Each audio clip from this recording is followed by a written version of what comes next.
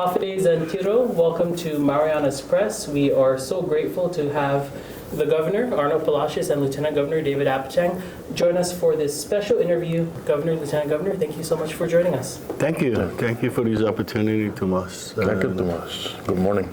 You know, we're going into the holiday season. We're already in the holiday season, so tomorrow is Christmas Eve, and the next day is Christmas. So we want to start by wishing everybody a Merry Christmas, and we all look towards a prosperous New Year. Yeah. I too will say Merry Christmas to our people in the Commonwealth, and our people are staying abroad also. And hopefully they have a good, safe Christmas and a Happy New Year. And so, in just a few weeks, you'll officially mark 2 years in office. Right. When you both look back, how have the past 2 years been, and what would you say are some of your major accomplishments so far? Well, the past 2 years have been very, very challenging. Sometimes very difficult, and you know, obviously, when the Lieutenant Governor and I came in, the fiscal environment or situation of the government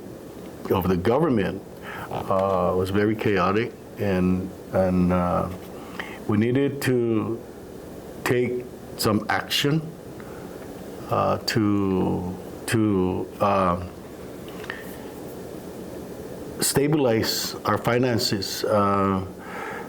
We had the ARPA funding and other federal funds that were available that were overcommitted by the tens of millions, and so we needed to go in. That was the first priority right off the bat. When we came in, it was like very chaotic. We rolled up our sleeve and made very difficult decisions. And I want to, you know, commend the folks at Finance, the folks at OMB, and the department heads for assisting us stabilize the finances of this government.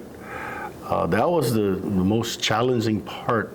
We wish that we came in a better position, but the fact that matters that we didn't, and we needed to address that immediately and stop the bleeding, so to speak, and stabilize the government's operations. And so that was the really difficult hurdle that we had to overcome. And but I think today, 2 years later, we're in a much better position. We have stabilized the finance of this government. In 2021, for example, I'll give you an example. In 2021, we closed the books, the audited financial statement showed a $66 million deficit. In 2022, the financial records right now and reports is showing a $30 million deficit. In 2023 was when we started for 3 quarters. We narrowed down and cut the deficit to $3 million. Today, as we close 2024, we're looking at a balanced budget, expenditure versus budgeted resources. So we did a lot of the hard work, and I want to thank and commend, you know, all the staff, whether it's finance or OMB, department heads for their cooperation. It was very unpopular. You know, we were very unpopular for cutting hours and cutting the 500 some jobs, and then going into austerity to stabilize the finances for our government, and so that we could continue to operate. There are major mandates that we needed to address. So, you know, one was the settlement fund. The other one was the public school system. The other one was the Northern Marianas College. So all those accounts were in arrears when we came in. Today we've caught up, and paid off our arrears, and we're paying our share on, the obligations in a timely manner. We were able to finally address the CUC issue for the executive and legislative branch and the judicial branch. When we came in, there was a bill there for $13 million. But those are the major accomplishment in the last 2 years, stabilizing things. But today, Tomas, we are looking at opportunities, fixing things. We will continue, and we actually activated a lot of the infrastructure projects that were funded but were languishing. Beach Road project, for example, Garapan revitalization, the schools. Hopwood is going to be finally be on track to be built, and so is Marianas High School to be rebuilt. And so those are the type of things that we have had to consistently put a lot of efforts into, and calling out the department heads and program managers to get those things online with our contractors. So has it been rosy? No, absolutely not. It's been challenging, but we volunteered for these jobs, and I believe that we've stabilized our government operations, and we're paying our obligations. LT, you want to chime in? Well, not only that, there's a lot of federal grants that we're still trying to push out. You have a lot of EDA funding that's still pending. We have solid waste management project that is pending, and hopefully we'll be finalizing that at the end of this year. So those are the things that we're really working on, trying to get those projects out to improve the economy. So again, it's a lot of hard work. It's just that we have to work together in this government to get these things moving so we can improve our economy in the Commonwealth, both Tinian and Rota.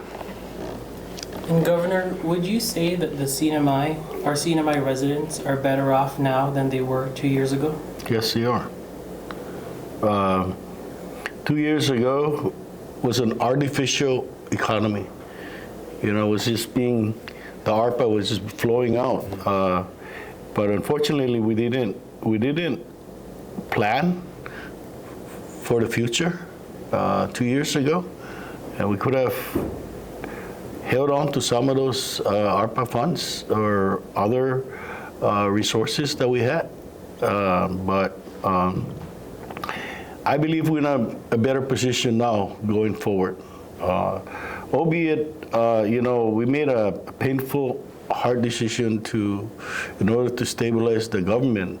We needed to let go some of the employees that were under ARPA that was not sustainable. When we came in, the Secretary of Finance and Special Assistant for OMB alerted us that if we don't do anything, if we maintain that same expenditure level, we were going to run out of funds by July of 2023. So we needed to do something really drastic. Unfortunately, some of those people had to be let go from position that never really existed prior to the pandemic or ARPA in government. And so, we added on 600 to 700 positions that really was not even part of the government. So, yeah. And so can government workers expect to maintain their full hours in the next fiscal year, or what's your projection on that? No, they can expect that. If we have to shift resources, they can expect that. I'm looking forward to the dialogue with the new Congress, the new legislature. I've reached out to the Senate President himself and the House Speaker and their folks, and we will be talking about the revised budget in the next week or so. The Senate is aware of this. The new Senate, incoming Senate is aware of this, and the incoming House are aware of it too. So we just need to work together. This is, time for going at each other is gone. We cannot afford that anymore. Our people just do not want to see that. We need to do whatever we need to do to stabilize the lives of our people. I did want to ask about your economic plan. There are those in the community, potentially your critics and opponents, who speak to me saying that they're not sure what your economic plan is. How would you define your economic plan, your recovery plan? In order for us to recover our economy, we needed to go in and fix all the infrastructures. We have infrastructure I actually had investors, more than one investors came in to do a fast look at what they can do. But the first thing they found is a dilapidated infrastructure across the board, whether it's our utilities, whether it's our roads, whether it's all the other, our water system. So in order to get going on any economic recovery, we had to address the dilapidated infrastructure that we have. So going forward, we are looking to invest, to have people invest in the Commonwealth. We were very, very fortunate that Google is going to be setting up a data center on Tinian. That's a $200 million investment. So that itself is going to generate a different industry in the Commonwealth. And we went out and looked for that. We need to go beyond just the one industry that we have, and that's tourism.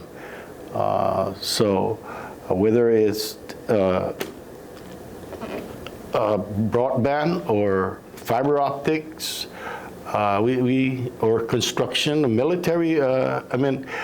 There are people out there that don't believe that the military industry is going to provide improved economy in the Commonwealth. I beg to differ on that. Our good mayor himself said Tinian is thriving. Why is Tinian thriving? Because of the divert airfield and the activities that generates. So, you have the divert, you have the north field, and then you potentially looking at the ports in Tinian.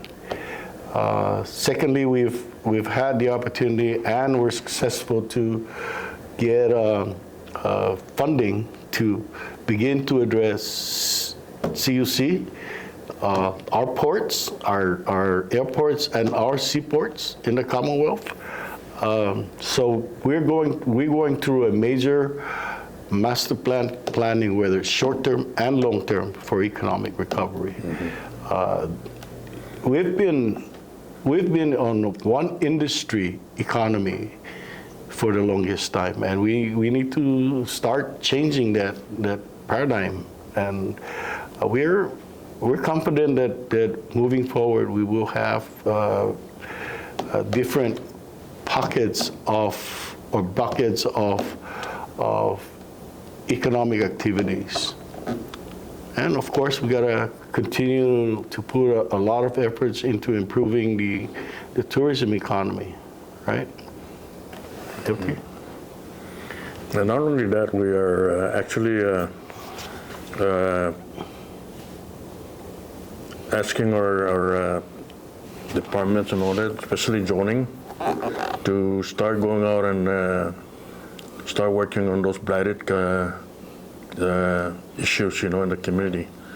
Beautify some of these old dilapidated buildings on the island, so we can get everything back where when our tourists comes in, they can appreciate the beautiful island of the Marianas. So those are the things that we're working very hard to get our tourism back to the Commonwealth. Thank you both. And Governor, I have to ask you this question about tourism, and I'm sure you might have expected it, the issue of China. We've interviewed you about this several times before, but there seems to be a lasting narrative about your stance on China. Some have said you're the last man standing in terms of not wanting Chinese tourists here. Do you want to once and for all set I the must record be a straight? really powerful individual to be the one that holds that back. But let me put it this way, Thomas. That is a very, that is a false narrative that the powers that be in some quarters of the tourism industry have continued to put out there. Now, I'm not in any way restricting any Chinese tourists to come in. We see them coming through Hong Kong. Prior to the shutdown of that China market, which, by the way, was shut down by the Chinese government itself, we had charter flights coming in. Why do we have to have a direct flight agreement with China? It was there, right? And why did it stop? In fact, it was really the Chinese government that closed out. So there's a lot of parts to that story. And unfortunately, because of my stance on the Annex 6 today, they've grabbed onto that false narrative.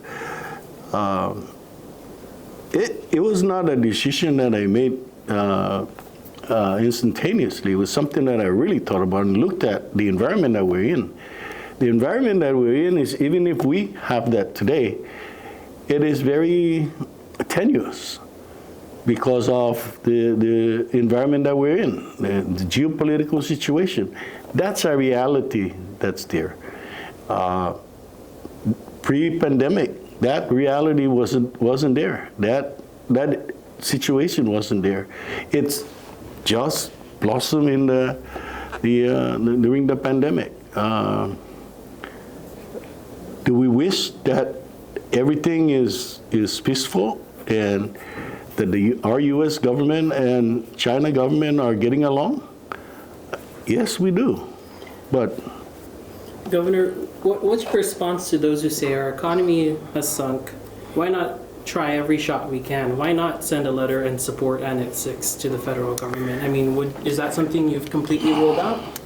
no, let's see what the Trump administration, the incoming administration's position on immigrations and of Chinese coming in.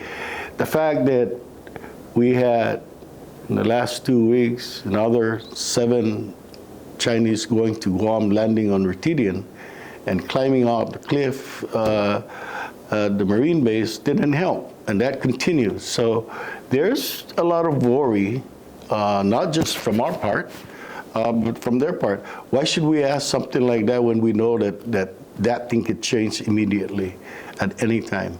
It could be shut down. I think we need to address those issues before we ask this simple, give us more flights, direct flights to China. We need to address very fundamental issues that has to do with national security on our end. So are you willing, though? Would you support a marketing office in China right now? Right now, no. I think we should concentrate on our Korea market and reinvigorating the Japan market. In fact, there are indications that Japanese airline will start flying into Saipan directly. So, obviously there are folks out there, and there are companies out there that's their market. and they can immediately turn that on and turn it off, right? We can all start by going back to charter right now. They can do that. I'm not stopping that, right? It's just the dynamics of the situation. Sometimes we have to be very careful and very purposeful in how we, and deliberative in how we approach these things, because a lot of those are outside of our control. I did want to have just one more follow-up on this topic. You've met with Delegate-elect Kimberlyn King-Hines. Yeah. We know you endorsed Congressman Ed Probst in the election. He did not win.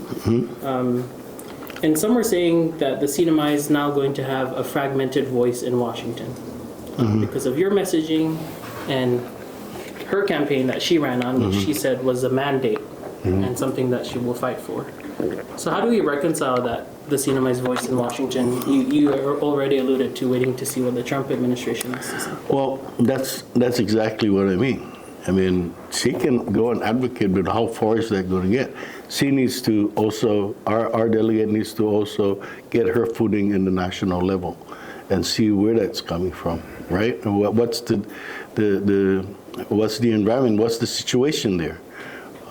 Whether Congress, as you well know, members of Congress have been China hawks and actually trying to send a letter to Homeland, urging Homeland Security to put a plug on the visa waiver and change the visa requirements to the Commonwealth. So there is also, and I'm not going to stop her from doing that, right? She just has to figure it out in the federal government's bureaucracy and positioning in Congress and even in the federal agencies. Trump is really looking at immigration issues. So even if we have a united voice going in, and if it's the wrong messaging and wrong ask, where's that going to get us, correct? I mean, we need to deliberatively look at the environment that we're going to be working in D.C., Trump and Congress. Rubio is one of those guys that signed on to that letter to Homeland Security, calling for the Homeland Security to stop the parole visa. And, albeit afterwards, they approved the EVS staff, which provide for more and robust review of people coming in. So I think hopefully those things would be resolved. Governor and Lieutenant Governor, this past election, I heard one issue consistently come up from our voters, from our residents, and that is utilities.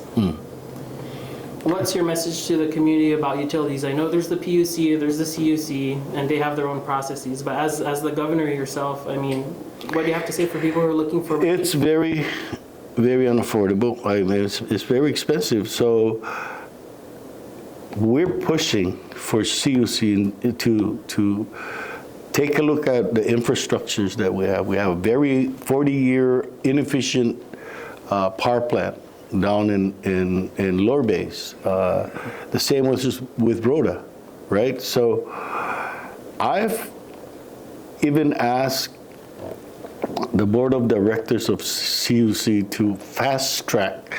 Possibly the fastest way to do this was to go to a PPA agreement where a private company steps in, run the power plant, improve the power plant, make it more efficient, and perhaps even in an open market, get the price of diesel cheaper.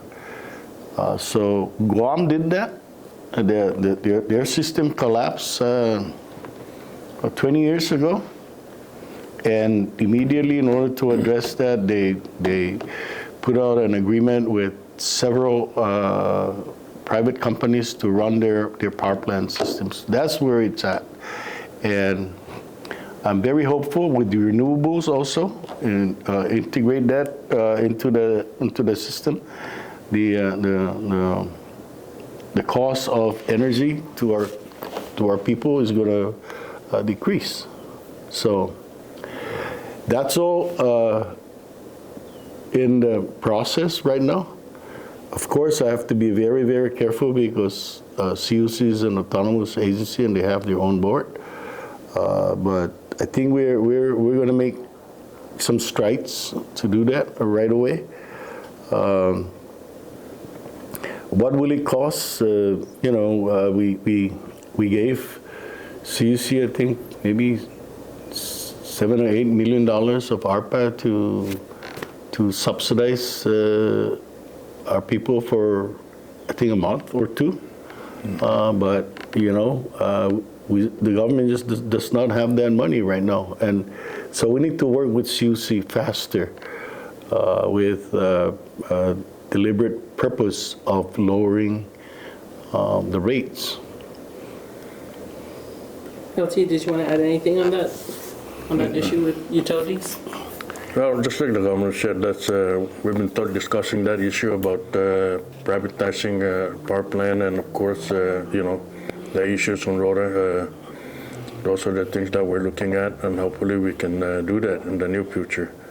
And of course, I know that there's a lot of complaints out there about issues about CUC and all that, but we'll be looking at that.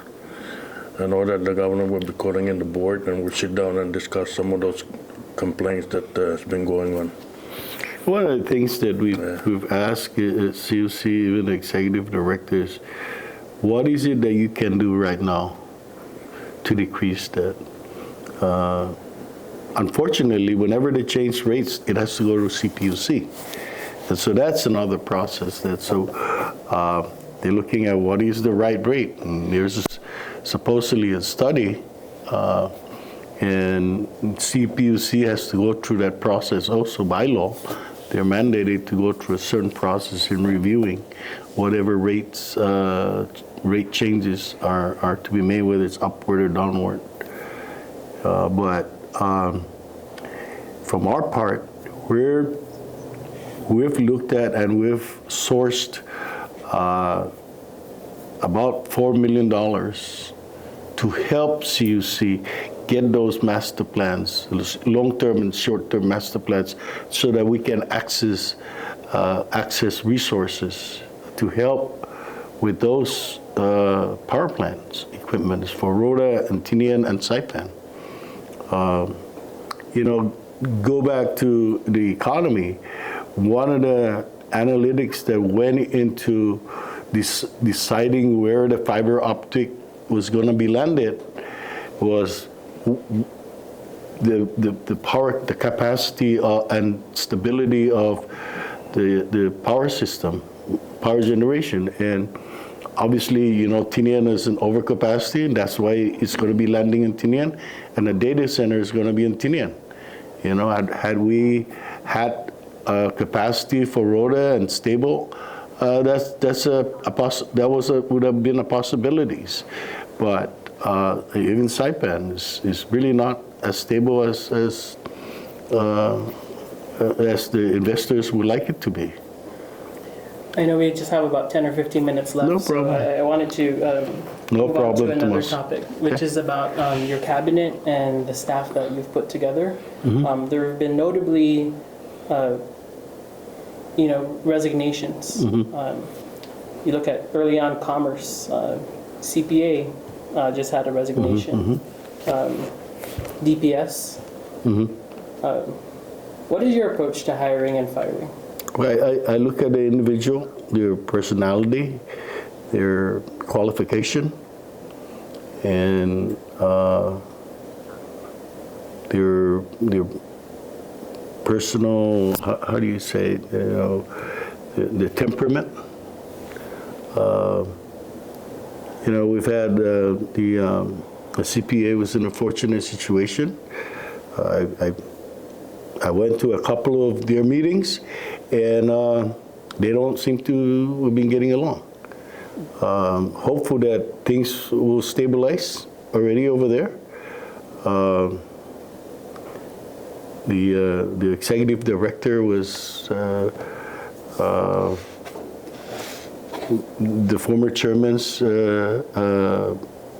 basically he was appointed by the former chairman. So when there was a new changes in the board composition, maybe he just felt uncomfortable working with that team. The issue with which department again? Well, just to name a few: Commerce, CPA, DPS. What's Commerce? Oh, early on. Yeah. Yeah, we didn't really have one in Commerce. It was acting directorship, and so it was one of the problems with getting really quality individuals, highly qualified individuals, is the salary. It was just not attractive enough for those that have business degrees. Some of these folks looked at the job that they had to do and looked at the salary, and they said, I'm not going to jeopardize running my business. I better be in business, continue to be in business. But there are a lot of talents. The unfortunate part is some of those compensation level and benefits are not there. They're being restricted by law. And we've talked to the legislature about that issue, and hopefully can. I know you're going to ask about Tina Sablan. Tina Sablan is exiting on a personal for a personal reason. Yes, she said it was on good terms. Yeah, we did get a chance to speak with her. Right. LT, did you want to chime in on hiring and firing in the administration, making up your team? No, I think what we have now, our cabinet are very good. I think they've been performing and they're doing what they're supposed to do. I don't think we have any more vacancies in any department. All right, thank you. Mm-hmm. Governor, I interviewed you on October 20th, 2021 at the legislature, and that's where you announced that you were going to run for governor.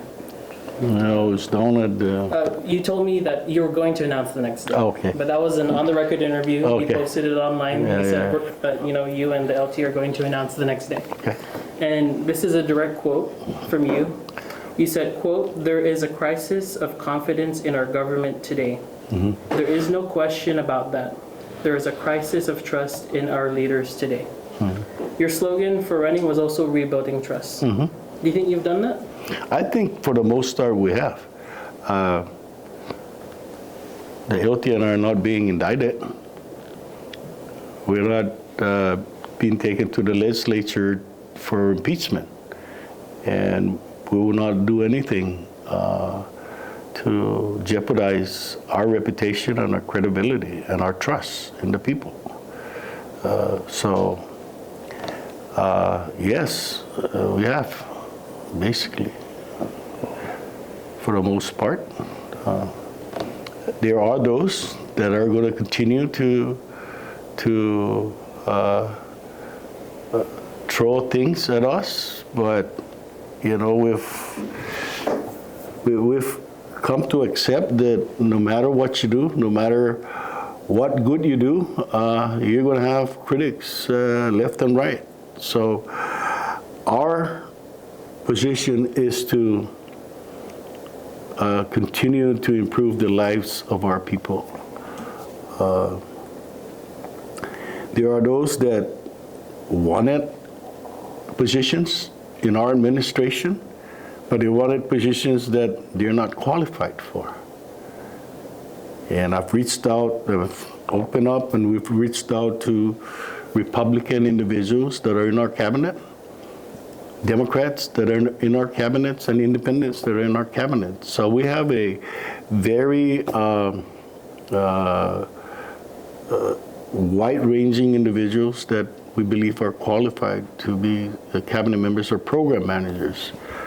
We have a bi-weekly meetings with the cabinets, and I know sometimes we're very, very hard on them to begin to, and you know, one of our failures, Tomas, is not getting the information out to our community, engaging with our media to put out, you know, the challenges and even the success stories of some of these programs that, you know, we should have been more involved with making sure that the information goes out to our public. And I'll take full blame for that, you know. Why was it that it was 2 years ago when we had a interview with you, right? And sometimes in the midst of all the issues that needs to be addressed on a daily basis, sometimes we forget about that. And thanks to some of the mixed volunteers, continue to, and even folks from off island have pointed out that one of our biggest failure is communicating the stories out to our people, and we're gonna have to change and make that, make those changes and do a better job in that regards.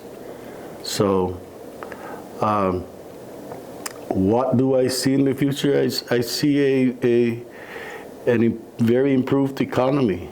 We're going to be working hard. I've had the opportunity to talk to the president of Taiwan when I was in Guam, and I whispered to him that, hey, we also need some direct flights from Taiwan, and he's going to look into it. Whether it's China Air also or one of the other airlines. We're looking to start talks and visits with Korean Air, because they've just basically merged with Asiana, whose route was the Commonwealth. And we need to see what we can do to reset that. You know, there's opportunities there. So we're looking to improve tourism, even in the midst of the environment that we're in, the geopolitical environment, and even the economic environment. It's very difficult to convince Japanese or Koreans or Taiwanese to, or even Chinese to come to an American soil because of the exchange rates. I mean, that's not fable. That's a reality, and so that's why they're going to other destinations that are, one, attractive and have a decent exchange rate for their, and so. But that's outside of our control. And what can we do to improve our islands as a destination is what we got to do. And I've talked to Chris Concepcion. We sourced out funding for destination enhancement. That's actually been in the books since the previous administration. The governor's Council of Economic Advisors had this destination enhancement that was just on paper and it never took off. So we found the funding for it, and we're and you know, a lot of the housing, the homes are being rebuilt, and some new homeowners are now moving into homes because of the CDBGDR. And FEMA funded homes that we help work with these agencies, with HUD and our NMHC. we've just recently gotten, approval of, and with a local bank here to roll out the SSBCI 2.0, which provides for opportunities for capital for small businesses. I'm very optimistic about those possibilities, and we've launched a program with the Northern Marianas College with the fiber optics project. That's, I think, 2-point-something million to 4-point-million, and that provides opportunities for our people, especially the young people, to get into that industry, because that's the future. And so, while we try to address the issue of construction and the other needed labor force, the upcoming and the new types of industry is in communications, telecommunications, fiber optics, broadband. We can see it, and we want to make sure that our people are provided the opportunity to get those skills.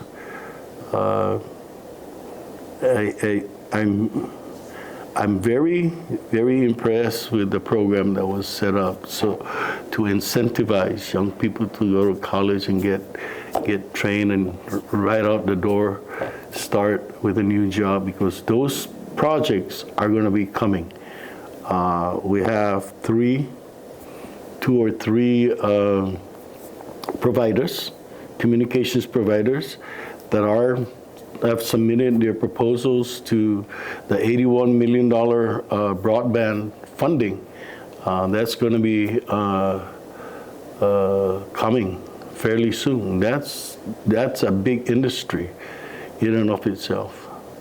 I just have one more question, and then I wanted to end with opening up the floor for both of you to address your constituents directly. So we just spoke about the last 2 years. You gave a little bit of a roadmap for the next 2. At the end of the term, are you seeking re-election? Well, we've asked ourselves that, and the answer to that question is we'll get there when we get to that. We cross that bridge when we have to cross that bridge. But our focus today and tomorrow and the whole year is to make sure that we continue to improve the community, new industries, new economy, and I believe that in itself would answer that question. The success level would answer that question. Now, we want to, if we decide not to run, we want to leave this Commonwealth in a better situation than when we came in. If we do decide to run again, then we would be in a better position to continue the progress that we've had to make. LT, did you want to chime in if you want the job for another 4 years? Well, just like the governor said, Tomas, it's too early to think about running again. We have a lot of things to do yet. The next 2 years is